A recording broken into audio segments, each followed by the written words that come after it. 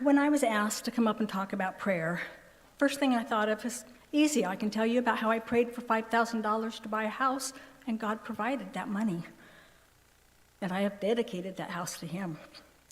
But I felt God nudging me to tell you a different story, something much deeper. 2 times I've heard God speak to me like I'm speaking to you. But most of the time, He speaks to me through nudges and impressions. I used to think if someone asked if I would have a testimony, how I would share it, I didn't have anything to say. But Psalms 50:15 says, "Call on me in your trouble. I will rescue you, and you will give me glory." So today, I give God glory through my story. About 12 years ago, I injured my foot at work. I used crutches for what seemed like forever, and I insisted that the pain was where my foot went up into the leg, the ankle area. But the doctors kept telling me, no, that's not where you have the pain. That's just referred pain from a broken toe. And the pain was all in my head. They told me to keep walking on it, and it would get better. The first doctor ordered an MRI, but Elle and I denied it. Since I was working and I refused to take any narcotics, they said I couldn't be in as much pain as I kept saying I was. The physical pain was constant, and the emotional effects were worse. I stopped eating because it hurt too bad to stand in the kitchen and prepare food. I struggled to sleep. My brain was foggy. I told God, I know you won't give me more than I can handle, but you must think I'm stronger than I am because I can't handle this anymore. I felt like David in Psalm 6, verse 2-4. Have compassion on me, Lord, for I am weak. Heal me, Lord, for my bones are in agony. I am sick at heart. How long, O Lord, until you restore me? Save me for your unfailing love, with your unfailing love. Chronic pain doesn't just affect the body. It attacks the mind. Eventually, work told me that I couldn't be on light duty anymore, that I had to go back to work or get laid off. I'm thinking, I can't even walk on my foot. How am I going to go back to 10-hour days, walking 5 to 7 miles every day? Then I started playing the what-if game.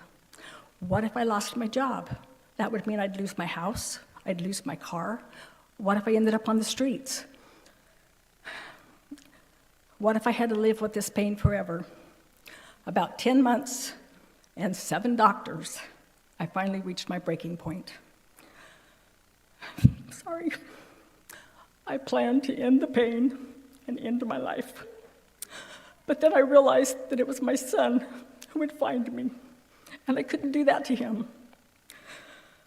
I knew where those thoughts were coming from, and I kept telling myself if I was in my right mind, I wouldn't be thinking these things. One day, I was kneeling on the living room floor, and I looked up to heaven, and I yelled out, God, if you are there, why won't you help me? Then I heard a voice say, He's not here because He doesn't care for you. I looked around, and I could see that there was no one else in my house. I knew it was the voice of the enemy, but all I could say is, okay. Ephesians 6 tells us that we're fighting against dark powers and against evil forces, and I knew I was fighting with Satan. For the next few months, I flooded my life with sermons on topics of healing and God's love. Finally, the 7th doctor ordered an MRI and told me, I know it won't show anything. And I thought to myself, I know it will show something, and you will finally believe me that I am in so much pain. That evening, after the MRI was done, the doctor called me and said, how are you walking? Your foot is destroyed. I had multiple fractures, torn ligaments and tendons, and a ruptured Achilles tendon. She told me I would never walk without a limp, and I will never, ever hike again. I hung up the phone and cried, but this time it wasn't a cry out of frustration. It was a cry out of relief. Someone finally believed me. I spent 16 weeks on the scooter, humbling myself, asking people to take me to work, to grocery shopping, to bring me to church. The rest of the time, I isolated.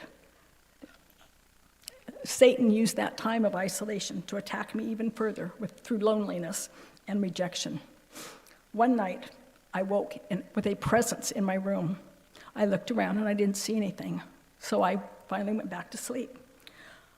Just barely felt like I dozed off, and I felt that presence again.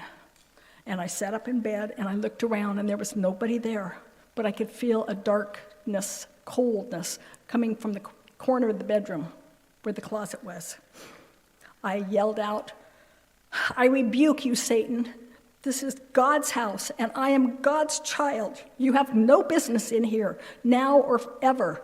You and your angels get out of my house." I've always heard that Satan doesn't like it when we call on the name of Jesus. So I began singing, "Jesus, Jesus, Jesus. There's just something about that name." About that time, I felt the present leave. As I was sitting there, the darkness was gone. And what happened next cannot be imagined. I literally felt someone behind me, but this time it wasn't a feeling of darkness. It was a feeling of peace. I felt arms go around my waist. They were gentle. I realized Jesus was comforting me. I laid back and fell asleep in the arms of Jesus. That's the most peaceful sleep I've ever had. Psalms 147 tells us, "He heals the brokenhearted and binds up their wounds." God is working to heal those emotional wounds in me. Psalms 30 says, "Lord my God, I called to you for help and you healed me." That next summer, I hiked more than I've ever hiked in my life, and I can walk without a limp, and I can probably outwalk a lot of you here. God healed me. I had a similar mental journey after my hand injury. Again, God showed himself powerful and loving. The time when our church went up and fed the hikers on the Pacific Crest Trail in 2019 is a testimony to God and his love, because internally I was fighting another battle with Satan. Together, we spiritually and physically fed 374 people that summer, giving God the glory. When people asked why we did it, I just told them I wanted to do something that couldn't be repaid, and I wanted to do what Jesus would do. Once again, God is the victor, and Satan lost. These are just a few of the prayers that God has answered in my life: financial, physical, emotional, spiritual, prayers for protection and peace. He may not always answer how we want him to, but he always answers. And when he does answer, it's for his glory. We serve an awesome God.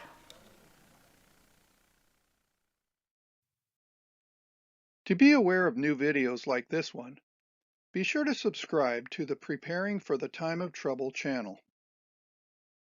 For more free videos and downloadable audio podcasts, as well as handouts, go to www.preparingforthetimeoftrouble.com.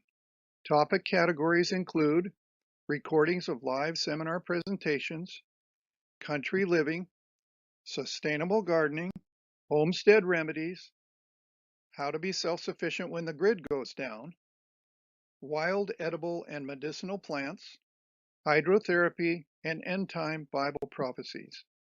To take advantage of these free resources, go to preparingforthetimeoftrouble.com.